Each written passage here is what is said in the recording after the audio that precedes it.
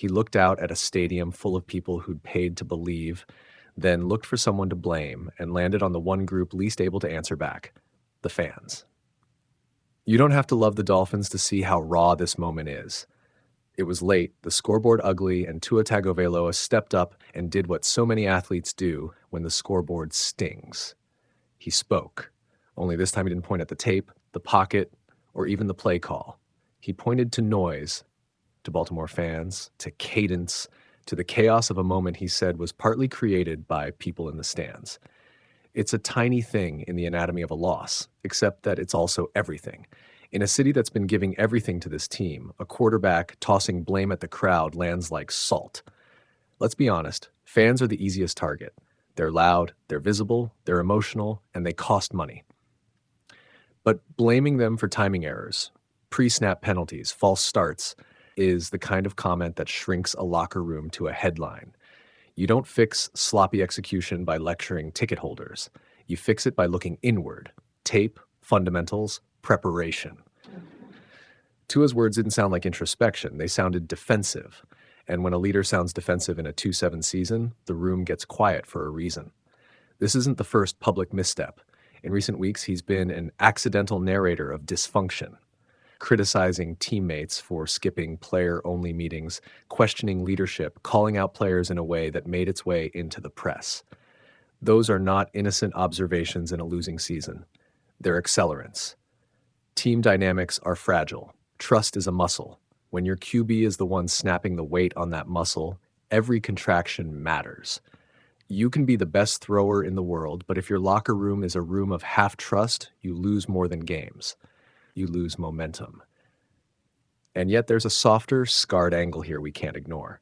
Tua is not a cartoon villain. He's a human being carrying the burden of expectation. Expectations that have been magnified by an owner who buys talent and a fan base that spends summer savings on hope. When a play unravels at home and fans boo, it stings in ways that tape doesn't show. Players hear booing like a taskmaster. It digs into confidence. For a quarterback who has dealt with injury questions and the pressure of late-game execution, that sting becomes part of the game he must fight through. It's understandable that frustration spills out. It's not excusable as leadership. Look at the false start that became the image of the night. Larry Borom, the tackle, trying to anchor a shaky line, flinched. On live TV, you could see Mike McDaniel lose it, screaming, furious, a coach at the edge of his tether. That moment said everything without subtitling. Discipline is frayed, frustration is boiling, and players are unraveling in front of an audience. Tua's deflection, blaming an opposing crowd for cadence issues, read like a small attempt to relieve pressure from a broken line by pointing the camera elsewhere. But leadership is measured in how you fold blame when the chips are down. Do you take it? Do you own it? Or do you throw it out to the tide and hope the waves carry it away? Here's the deeper cut. When quarterbacks finger external causes, fans don't just bristle, they feel dismissed. They've stood in the rain, paid the price, sung the songs, and in return they expect accountability. If the QB begins to publicly shrug responsibility, the connection frays. Fans move from being ally to critic in a single social post. That shift is brutal because it's not about logic, it's about identity. Fans don't only root for wins, they root for an attitude. When a player points at them, he changes that relationship from partnership to parity. But we also can't ignore the tactical truth. Cadence matters. Communication matters. Pre-snap discipline can win or lose close games. So does the offensive line. So do coaching adjustments. Placing the entire blame on marshals of noise misses the larger picture. The Dolphins' season problems are structural. Coaching, personnel decisions, injuries, and a porous line all stacked together. Tua's comment is a symptom and a performance, symptomatic of pressure, performative in the public square. It's a spotlight that cheapens the real work that needs doing. There's another quiet consequence here, the ripple effect inside the locker room. If a quarterback publicly blames fans or even subtly shifts focus away from teammates' actual slips, what happens to morale? Players whose names are dragged through headlines by their own leader may stop buying in publicly, or they may fight for a private reckoning. Neither scenario is tidy. Teams that can absorb heat do so with internal rights, private meetings, humble apologies, corrected drills. Teams that can't handle it fracture. A veteran's calming voice in the locker room can patch wounds, but only if the leader sets the tone by owning his role. What about accountability for the quarterback himself? It's not enough to be talented, you must also be trustworthy. Great quarterbacks take the hard look first, even when the evidence is inconvenient. They say, "We messed up." They go quieter in the sound and louder in the tape room. They know that deflection is a short-term salve and a long-term toxin. If Tua wants to be the face of this franchise rather than a headline, he'll have to choose ownership over optics. That means admitting when the line failed, when timing was off, when a miss was his miss. It also means stepping up in quiet meetings and ensuring the team sees that the leader is first in reform. There's theater in all of this, too. Miami is a market that's used to drama. Owners buy and rebuild, GMs come and go, coaches get public pillow fights with the press.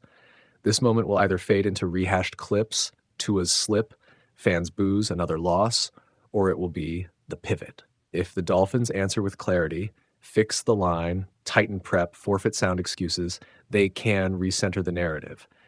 If they don't, the refrain will be louder. A franchise slipping, a quarterback pointing out the windows instead of the mirror. And for the fans, whose patience is already strained, comments like this feel like one more thing to tally. They remember the moments they paid for, playoff hopes, close calls, the sting of missed opportunities. When their quarterback points at the crowd, they feel unseen. You can almost hear the heartbeat in the stands change, from hopeful to hollow. Fans aren't unreasonable. They know football is messy. They just want to be part of a story, not the punchline. The night after the game, when headlines freeze emotions into GIFs and opinion pieces, remember this. What broke down in that stadium wasn't only cadence or crowd noise. It was a pattern. Impatience, public airing of grievances, undisciplined play, and a leadership moment that chose to deflect. You can patch things in private, but public trust takes longer to repair. So what's the measure of recovery here? It's not a single apology or one solemn press conference. It's a series of small, boring actions. Fewer pre-snap penalties, cleaner meetings, tighter line play, quieter locker room disputes, and most of all, a quarterback who takes the weight when the scoreboard tells a hard truth. If Tua wants to quiet the crowd, he can start by quieting everything else. The chatter, the excuses, the sideways blame. Fans will forgive mistakes if they feel respected. They will forgive losses if they see honesty. But if your leader points outward when things go wrong, you risk turning the stadium into a courtroom where the fans are the jury and the verdict is already written. At a moment when this franchise most needs unity, the simplest, loudest action will be the most radical. Own it. When a quarterback says we instead of they, the stadium listens. When he shuts down the noise and lets his play speak, the crowd will come back. That's how you rebuild a season, not by blaming the boos, but by earning the cheers again. Lead the team, fix the tape. And if the fans are still loud, maybe that'll be because they're cheering, not because someone pointed the finger at them. You ever watch a team crash so hard that the post-game quotes do more damage than the tape? That's the weird, loud, ugly thing that happened after Miami's 28-6 loss to Baltimore. Not just a beatdown on the field, but a quarterback's comment that felt like dumping gasoline on a smoldering fan base. The score was simple. The fallout is not. SI Tua said it was the Ravens fans. They maybe got a little muffled with my cadence, he told reporters after the game, explaining a false start that helped derail a critical Dolphins drive. 2 words there, maybe and muffled.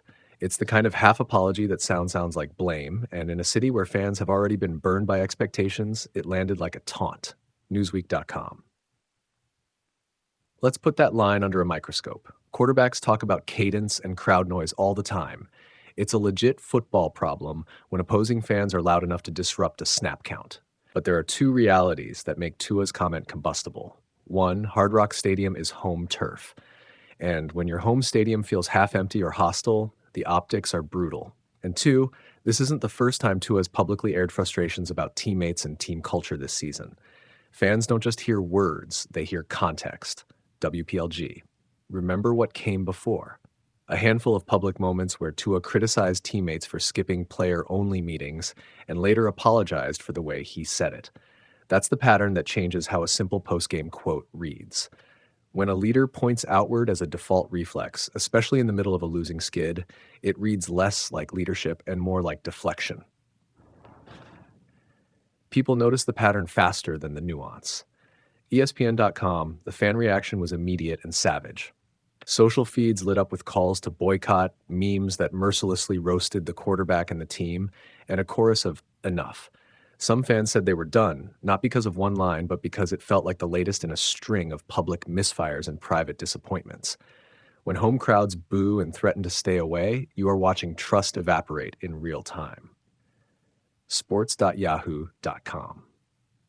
Now let's be fair, Tua was probably trying to explain a play, not start a cultural fight. Crowd noise can indeed mask cadence, defenses recruit traveling fans, sideline adjustments happen. But leaders get judged on how they frame problems. A coach tells the locker room, we fix this together. A quarterback says, we adjust. When your message sounds like they did this to us, it fragments the room and the fan base instead of fixing anything. That's why this felt like tipping point energy instead of a small fixable hiccup. So what this does to the locker room is the next level worry. Teammates hear it. Young players watch how veterans shoulder blame. Coaches watch how narratives ripple into the public. If the QB becomes the headline for finger pointing, it jams the trust machine that makes week-to-week football possible. There's a reason veteran coaches lean into accountability talk after ugly losses. The group needs an anchor, not an argument. ESPN.com, and there's an outside storyline that colors everything. The Dolphins are already in a deep funk this season. Ownership made a bold front office change, and headlines about roster issues and missed expectations are everywhere. In that climate, small comments get amplified into identity crises. Is the team broken? Is the QB fragile? Is the culture collapsing? Each yes-no answer fuels ticket sales, trade rumors, and the social media mob. Sigh. So what's the sane path forward for Miami? Step 1, own it. The simplest and most stabilizing thing a franchise can do is show unified accountability. The quarterback credits the team for the loss, the staff outlines specific corrections, coaches take responsibility for preventable penalties, and players visibly fix what's broken in practice. Step 2, repair optics. More transparency about meetings, rehab, communication checks on the sidelines, and audible-friendly cadence plans. Step 3, wins. Nothing quiets critics like results. Short of that, words keep ricocheting off the stadium walls. WPLG. What will fans remember? Not the X's and O's. They'll remember tone. They'll replay Tua's words and the image of a stadium where the home side didn't feel like it was on the same team as the quarterback. That image is sticky because it's human.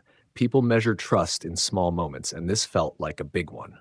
If Tua wants to reset the narrative, the work is practical and public. Better pre-snap clarity, visible accountability, and a few games where the Dolphins look like a coherent unit rather than a collection of headlines. Sports.yahoo.com.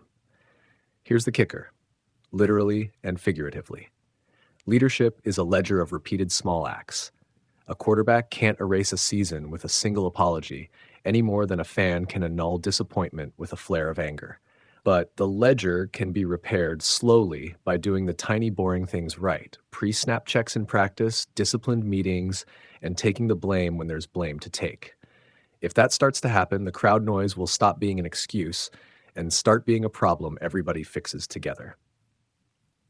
ESPN.com, close your eyes on this scene. A quiet locker room where a veteran QB stands, strips the pads off, and doesn't say they did this. He says, I'll fix this. That's the line that turns boos back into cheers. It's not glamorous, it's hard, but it's the only thing that undoes the kind of fracture Tua's comment exposed. For Miami, that's the test. Can the team rewrite its next chapter by owning the small, public, sometimes humiliating steps that lead back to trust? Final line. Blame is the easy noise. Leadership is the hard work that drowns it out.